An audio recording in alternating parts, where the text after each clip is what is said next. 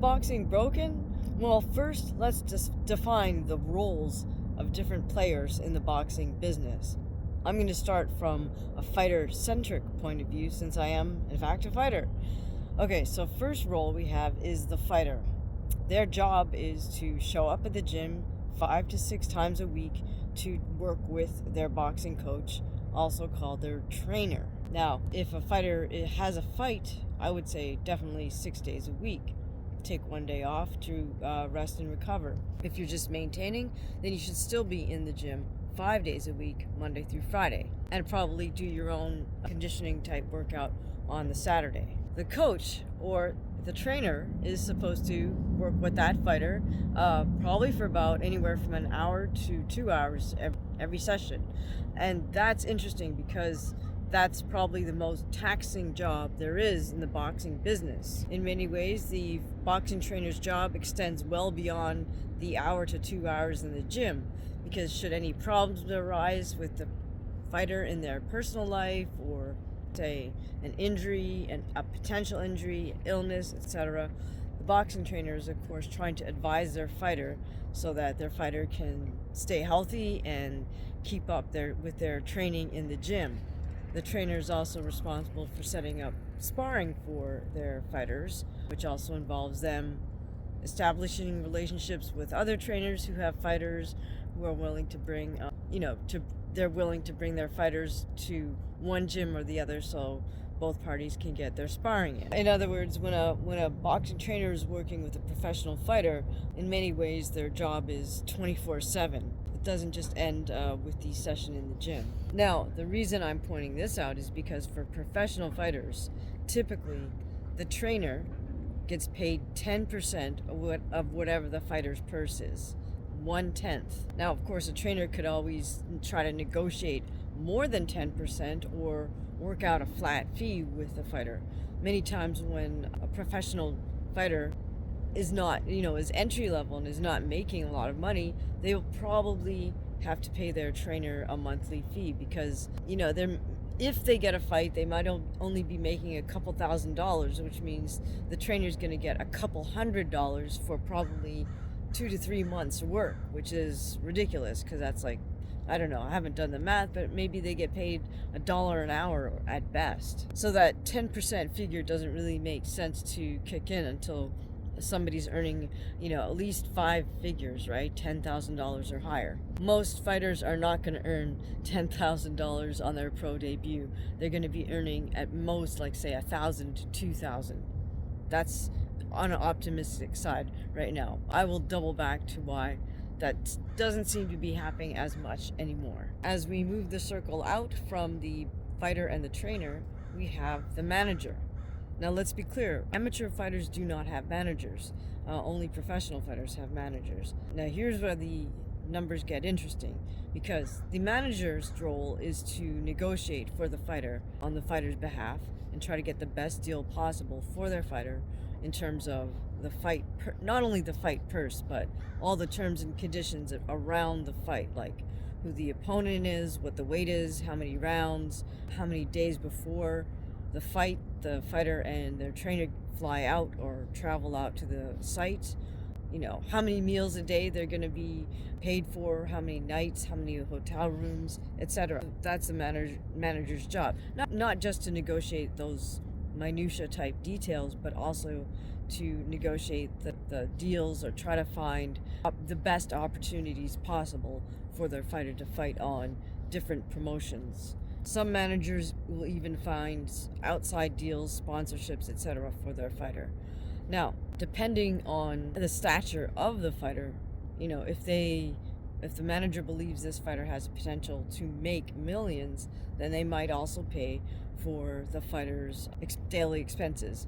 In other words, for their room, for their car, for their a weekly or monthly stipend for food, and then just maybe a monthly stipend for just other living expenses.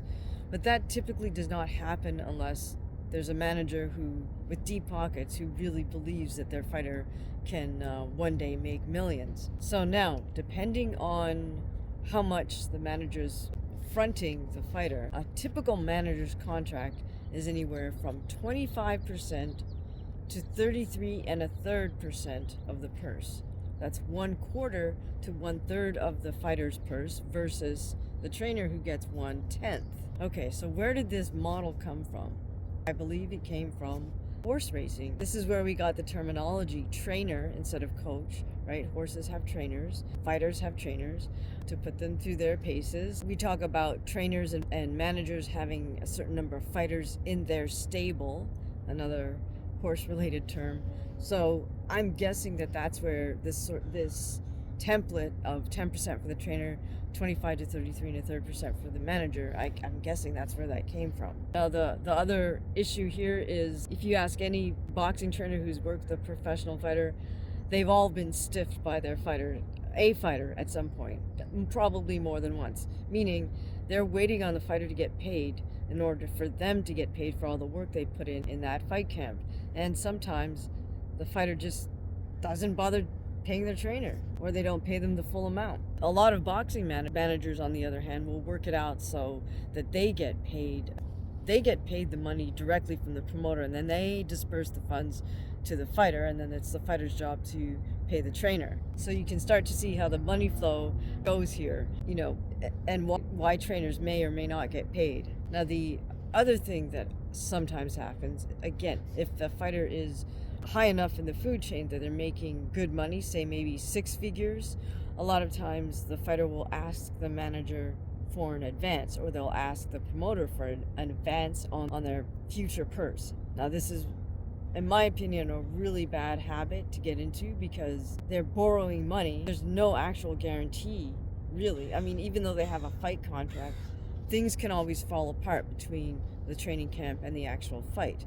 So they're spending money that's not theirs yet, and they're going to owe it immediately as soon as they get the fight over with. So there are fighters who very sort of carelessly have spent their entire purse before they even step in the ring. And that's really a horrible position to be in, because they also owe the IRS for the funds they get paid. So I've known more than a few fighters who worked themselves into that hole. So they spent that entire purse, but they didn't pay the IRS. Now they owe the IRS money, and they just have to keep fighting in order to try to pay off that tax bill, which is a really horrible position to be in. Okay, so next up in the food chain, we have the actual promoters. Now, a fighter doesn't necessarily need to have a manager in order to get a fight with a promotion. They simply have to have someone who's probably going to be the matchmaker agree to set them up or put them on the fight card. It's also more likely that the fighter's manager, if they have one, is going to be in contact and communication with the matchmaker, not the actual promoter, meaning they're not actually going to talk to Eddie Hearn, to Oscar De La Hoya, to Al Heyman, or to Bob Arum. They're going to talk to those promoters' matchmakers. Now, the promoter's responsibility is to put on the show. They have to secure a venue for a specific date. They have to cover all the logistics. They typically, it's the matchmaker's responsibility to set up all the fights. Typically, the promoter will give the matchmaker a certain budget and say, these are the fights. Our fighters, meaning the promoter's fighters, that have to get fights on this date, fill up the card. Now, here's where I think this is why Dana White says boxing is broken, because typically all promotions, meaning Golden Boy, Top Rank, Matchroom, etc., PBC, they all have a certain number of fighters under contract. And typically what a contract says is that the promotion guarantees this fighter a certain number of fights per year at a minimum purse of whatever amount of dollars.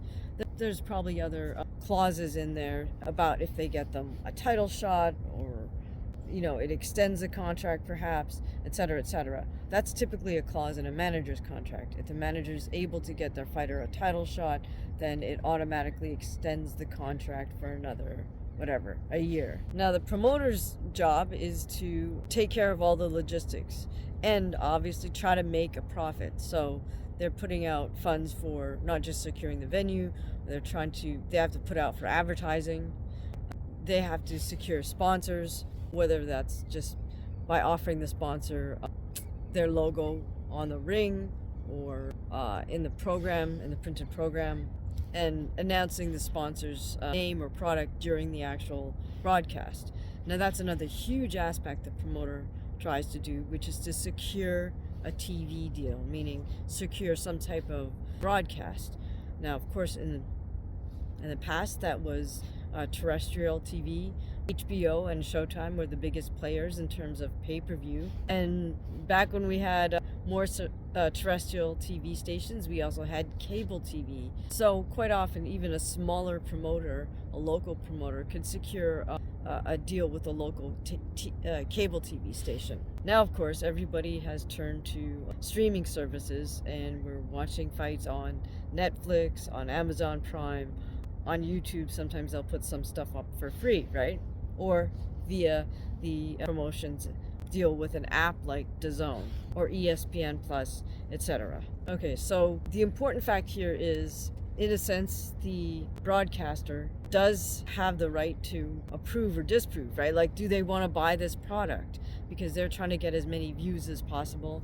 They need the promoter to give them a title fight, a main event that looks like something people will buy. So back in the day of HBO and Showtime, folks at those companies did have a say in whether or not a fight was going to be put on. If they didn't approve the fight, it just wasn't going to get broadcast. So the promoter has to work, and the fighter has to work with HBO and Showtime to put on fights that they approve as well. Now, we're not done. There's 2 more layers that we have to talk about in terms of professional boxing. So now there's also, off to the side, we have what we call the state boxing commissions. There's different boxing commissions these are government agencies. They are there to either approve the fighter for a license. They also offer manager's license and promoter's license.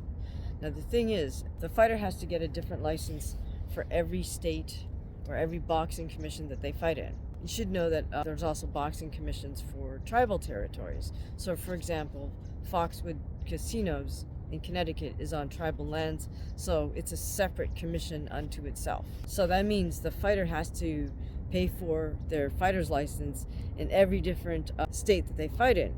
Typically, those licenses are good for either a calendar year or for 365 days from when the license was obtained. The trainers, the assistants also have to get a license in that state every single time the fighter fights. The manager and the promoters typically just get their license in their home state. In order to get that boxing license, you have to have probably at least 1 amateur fight. They can deny you a license based on a number of things. You should have amateur fights to show that you can actually box. You also will definitely need to pass medical exams. So again, the boxing commission could deny a fighter a license if the medical exams don't come back signed off on or 100% approved. The New York State Athletic Commission also asks everybody if they owe any child support. So that's a real sort of interesting one about New York. That's a whole separate issue with New York State and child support. New York is pretty severe on that. Now, the important thing to remember here is that the commission and everybody that works for the commission, that means the ringside doctor, all the officials, like the timekeepers, the scorekeepers, and the referees, they're all part of the commission for that state. Who pays the commission? Like, all those people get paid for their work as a ref or as an official. It's the promoter that pays for those jobs. Doesn't take much to figure out. Everybody knows who the promoter's fighters are. We call that the A side, right? Because typically what they'll do is they'll put all the promoter's fighters either in the red corner or the blue corner. So if you look at the bout sheet, you know who's supposed to win. So nobody has to bribe anybody or be overtly corrupt. Every single scorekeeper and official knows who the promoter's fighters are. They know who's paying for their paycheck that night. So, who's supposed to win? It's in everybody's best interest to make sure the promoter's fighters win. Now, the other thing to remember in a very big fight is the commission does get a percentage of, if it's a world title fight, they do get a percentage of that purse. And typically it's the A side who gets the bigger purse. So again, there's a bit of an incentive there to ensure that the A side wins, so everybody gets a little bit more money, right? Now, off to the side from the boxing commissions are the sanctioning bodies. Those are WBC, WBA, IBF, etc. One of Dana and Turkey's complaints is that there's too many belts. Well, here's the thing, it's like free market, right? If you wanted to start your own boxing commission tomorrow or today, you could just name it after yourself and put it out there and start rating fighters and then say, does somebody want to fight for my belt? If you could somehow get a lot of stature behind your belt, maybe fighters would want to fight for your belt. But regardless, the issue here is because there's so many sanctioning bodies now, and they've made subcategories within each weight division. Like they say there's a super world champion, there's a regular world champion, an interim champion, a silver champion, etc., etc. There's so many belts. Well, here's what you also have to remember with that. The commission gets a percentage of the winner's purse. So again, they have an incentive for the person who's earning more money to win their belt. So again, we've got a bit of an incentive here, right? The commission wants the A side to win. The commission, the sanctioning body also wants the A side to win because they're going to make more money. Now, each one of these sanctioning bodies also has the right to approve or disapprove the title fight as proposed by the promoter. The sanctioning body also has to fly out their officials to the fight. They inspect the ring, they inspect the gloves, etc. They also have to use a referee that's been approved of by that sanctioning body. So those are the basic players in the fight business: the fighter, the trainer, the manager, the promoter, the sanctioning bodies, and the commissions. So I will do another video as to all the little subtleties behind this and why I think Dana and Turkey say that boxing is broken. Thank you for listening. Please do hit the subscribe button, hit the bell so you know when we post content. And of course, you're always welcome to join our membership and have early access to all videos. Thank you.